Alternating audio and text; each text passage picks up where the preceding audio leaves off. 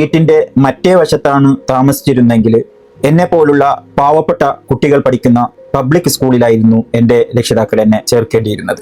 6ാം ക്ലാസ്സിന് ശേഷം ആ കുട്ടികളും ഞാനും പബ്ലിക് ഇന്റർമീഡിയറ്റ് ഹൈസ്കൂളിലേക്ക് പോകുമായിരുന്നു. അവർക്കോ എനിക്കോ വേണ്ടി അന്ന് സ്വകാര്യ സ്കൂളുകൾ ഒന്നും ഉണ്ടായിരുന്നില്ല. എൻ്റെ അച്ഛൻ ഒടുവിൽ പത്രം താഴെ വെച്ചു. അദ്ദേഹം എന്തോ ചിന്തിക്കുകയാണെന്ന് എനിക്ക് മനസ്സിലാക്കാൻ കഴിഞ്ഞു. ഒടുവിൽ അദ്ദേഹം പറഞ്ഞു, ശരി മകനെ. അദ്ദേഹം പതുക്കെ പറഞ്ഞു തുടങ്ങി, നിനക്ക് പണക്കാരനാകണമെന്നുണ്ടെങ്കിൽ പണം എങ്ങനെ ഉണ്ടാക്കണമെന്ന് നീ പഠിക്കണം. അച്ഛൻ പറഞ്ഞു. ഞാൻ എങ്ങനെയാണ് പണം ഉണ്ടാക്കുക? ഞാൻ അങ്ങോട്ട് ചോദിച്ചു.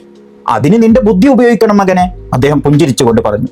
അതിന്റെ യഥാർത്ഥ അർത്ഥം എനിക്ക് മനസ്സിലായത്, ഒന്നെങ്കിൽ അച്ഛന് അതിന്റെ ഉത്തരം അറിയില്ല, അതുകൊണ്ട് അച്ഛൻ പറയാതെ പറയാണ്, മോനെ എന്നെ നീ നാണം കെടുത്തരുത്, അല്ലെങ്കിൽ ഞാൻ നിനക്ക് പറഞ്ഞു തരാൻ പോകുന്നില്ല.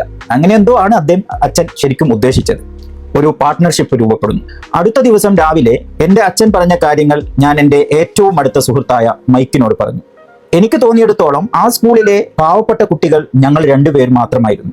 മൈക്കും എന്നെ പോലെ തന്നെ ഒരു വിധിവശാലാണ് ആ സ്കൂളിലേക്ക് എത്തിയത്. കാരണം സ്കൂൾ ഡിസ്ട്രിക്ട് നിശ്ചയിച്ച അതിർത്തി രേഖയിലെ ഒരു ചെറിയ മാറ്റം കാരണം ഞങ്ങൾ പണക്കാരായ കുട്ടികളുടെ കൂടെ ആ സ്കൂളിലേക്ക് എത്തിപ്പെട്ടതാണ്. ഞങ്ങൾ ശരിക്കും പാവപ്പെട്ടവരായിരുന്നില്ല. പക്ഷേ മറ്റുള്ള കുട്ടികളുടെ കൈവശം പുതിയ സൈക്കിളുകള്, പുതിയ ബേസ് ബോളുകള്, പുതിയ ഗ്ലൗസുകള്, ഇതൊക്കെ കാണുമ്പോൾ ഞങ്ങൾ പാവപ്പെട്ടവരായിട്ട് ഞങ്ങൾക്ക് തോന്നിയതാണ്. കാരണം ഞങ്ങളുടെ അച്ഛനും അമ്മയും ഞങ്ങൾക്ക് വേണ്ട ഭക്ഷണം, താമസം, വസ്ത്രം തുടങ്ങിയ അടിസ്ഥാന സൗകര്യങ്ങളൊക്കെ ഞങ്ങൾക്ക് നൽകിയിരുന്നു. എന്നാൽ അതിനപ്പുറം ഞങ്ങൾക്കൊന്നും ഉണ്ടായിരുന്നില്ല.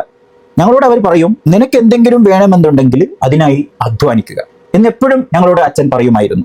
ഞങ്ങൾക്ക് ഒരുപാട് കാര്യങ്ങൾ വേണമെന്നുണ്ടായിരുന്നു. പക്ഷേ 9 വയസ്സുള്ള കുട്ടികൾക്ക് ചെയ്യാൻ പറ്റിയ ഒരു ജോലിയും അവിടെ ലഭ്യമായിരുന്നില്ല.